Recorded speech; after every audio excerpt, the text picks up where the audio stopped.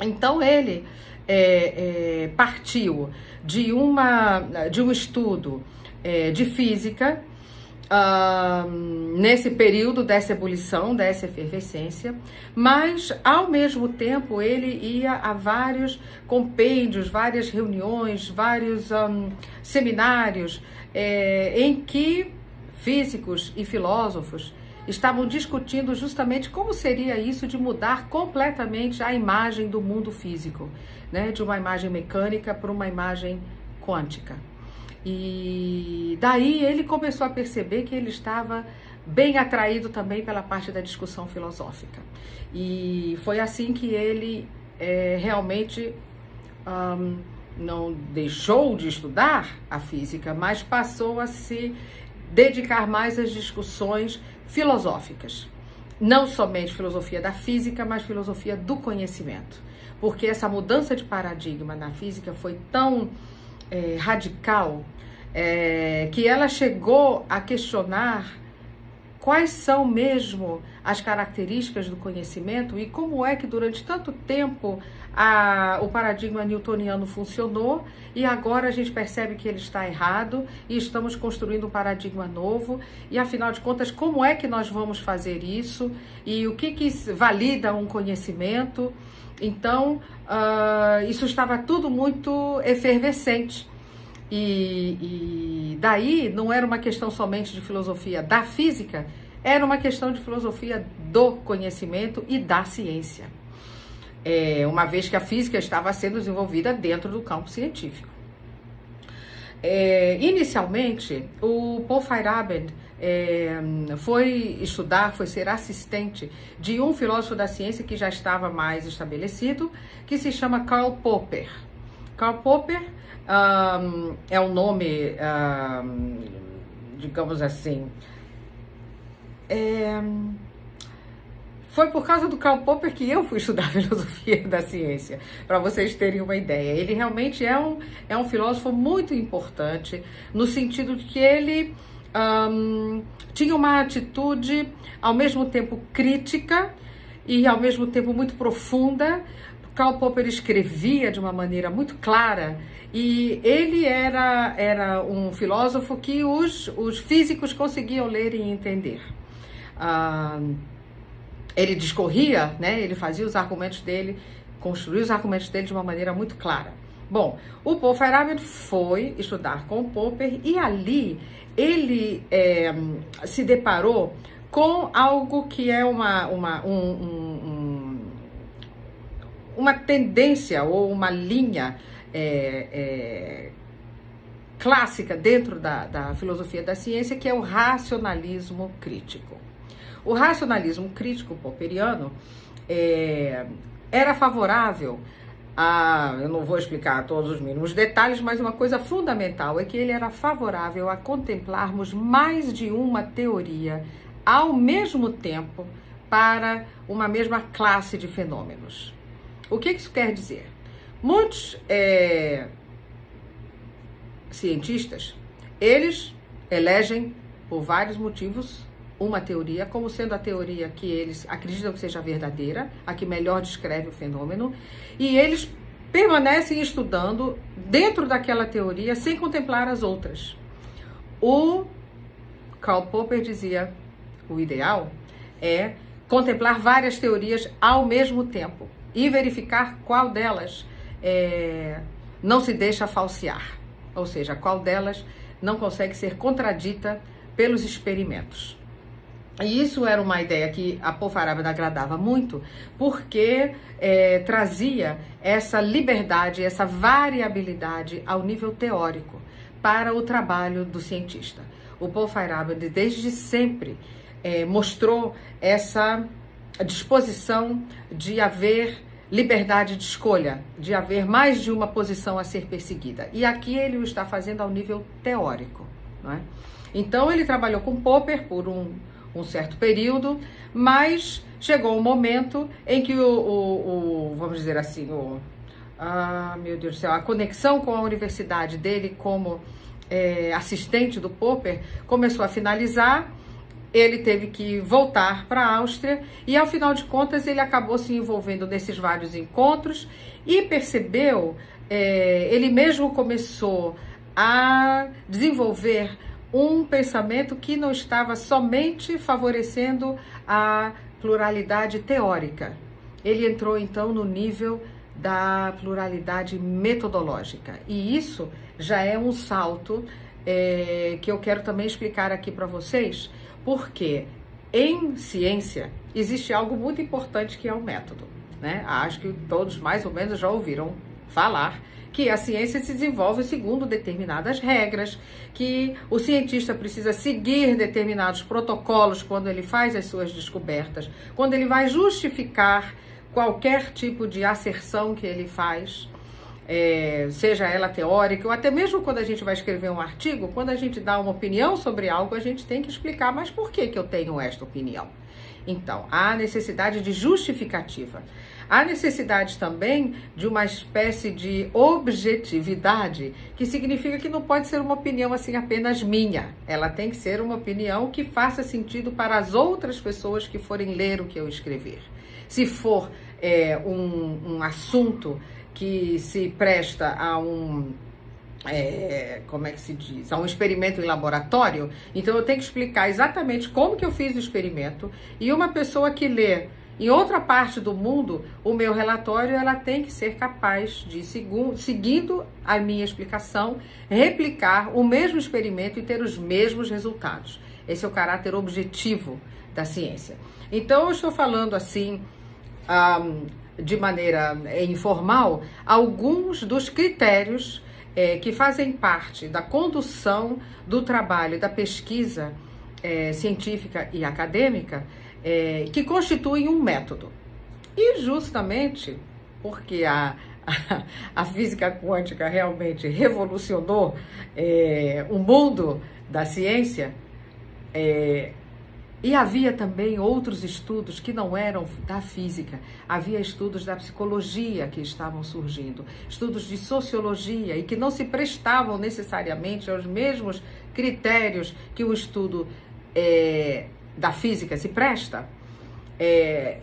Ou seja, havia todo um questionamento se, para que se forme, para que se crie, para que se organize um conhecimento válido, é necessário seguir um método, é necessário seguir um método de acordo com os métodos que já estavam sendo usados, ou se pode descobrir outros métodos, e se existe um método único para toda a ciência.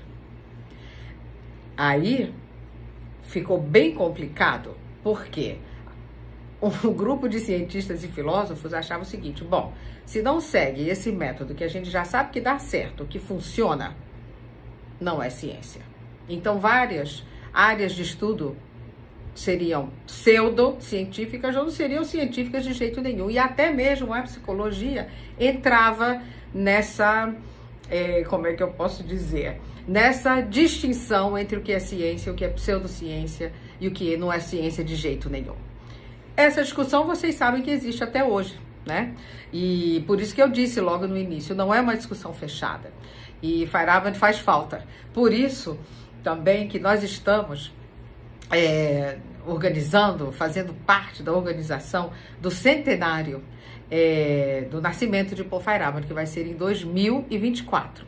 E a minha presença aqui, como a de outros colegas que eu acho que também vão falar sobre Feyerabend para vocês, faz parte desse movimento de relembrar o Paul Feyerabend, relembrar as suas ideias, porque no mundo de hoje, as questões que à época estavam sendo levantadas e discutidas ainda precisam de muita discussão, ainda precisam ser relembradas e estudadas, conhecidas e direi que talvez recolocadas, né, no mundo de hoje. Muito bem, então chegamos ao momento em que o Paul Feyerabend chega à conclusão nos escritos dele que a pluralidade ao nível teórico não era suficiente, era necessária a pluralidade também ao nível metodológico, porque os métodos para se conseguir conhecimento não são únicos. Existem vários, até mesmo dentro da física, que dirá se a gente for pensar em outras áreas do conhecimento, em outras áreas do saber. Imagina, biologia, sociologia, a própria filosofia, enfim, eu falei de psicologia, antropologia, zoologia, imagina. Cada área tem as suas formas de construir o conhecimento, validar o conhecimento, disseminar e fazer com que o diálogo entre os diferentes cientistas, os diferentes pesquisadores, seja feito e que um compreenda o que o outro estudou, a conclusão que o outro chegou. Então, estamos num nível de pluralidade metodológica, existem vários métodos, e aí caiu um pouco a primazia da ciência em relação aos outros saberes e dentro da ciência de alguns saberes em relação aos outros. Então a ideia de que, por exemplo, as ciências chamadas exatas são as ciências mais matematizadas, mais matematizáveis, são mais ciência do que as outras, também começou a se diluir. E nesse processo segue Feyerabend, cada vez mais empenhado em acompanhar, compreender e divulgar como que na própria ciência física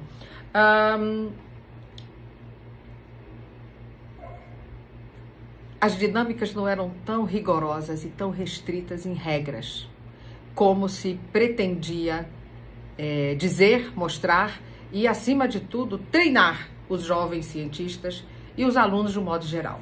Feyerabend, então, tem nesse como é que se diz, nesse panorama, diálogos com vários filósofos da ciência e com vários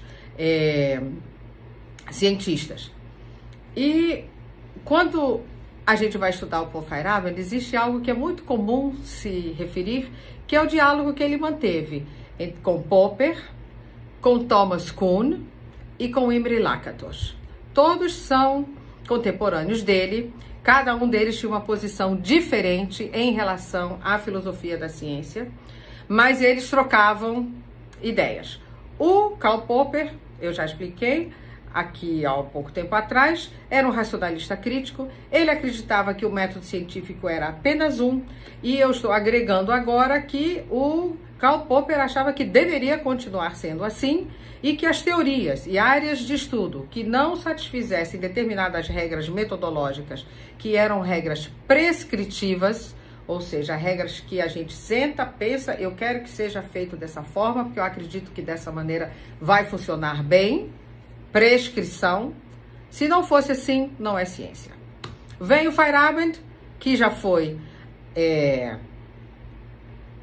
assistente de pesquisa dele, dizendo que realmente não é por aí, que ele acredita, que ele veja que a ciência progrida. E aqui o Feyerabend se encontra com Imre Lakatos. Imre Lakatos era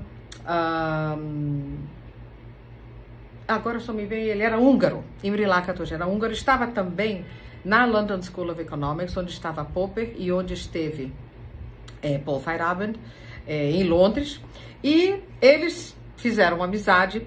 Só que o Imre Lakatos ainda achava que era muito importante manter essa ideia de que existe algum método na ciência, porque ele pretendia manter o aspecto racional da ciência.